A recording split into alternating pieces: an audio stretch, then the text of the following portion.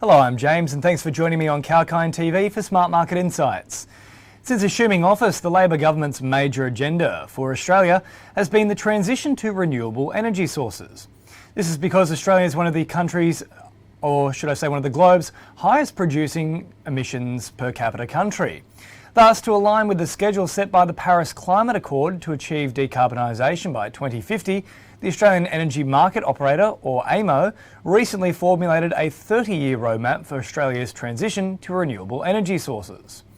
However, apart from the financial aspect, there are various other challenges that the country is facing in its path to achieving the optimum level of transformation from coal to renewable sources of energy.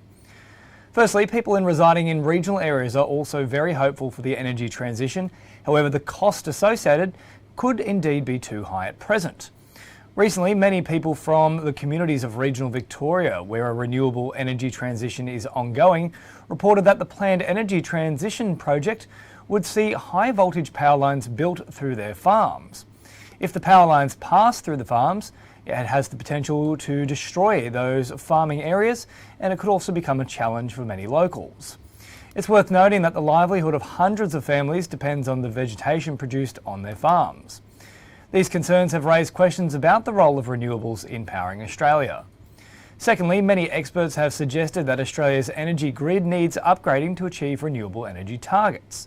Moreover, experts believe that to achieve the 82% target renewable energy transition in the grid, a major upgrade of the wires and poles is required to transport the power more efficiently across the country. To make the transition within the set time frame, the central and the state authorities would have to prioritise investment in renewables moving ahead. Experts suggest that once the challenges surrounding the transition are met in an optimal fashion, electricity could in fact be offered at a much lower cost than it currently is. Additionally, renewable energy sources could make access to electricity far more reliable and eco-friendly for Australians. Alright, that's all for this edition of Smart Market Insights. Another episode is coming your way tomorrow. Until then, make sure to keep it locked here on Kalkine TV for the latest market insights and business news. I'm James, signing off for now.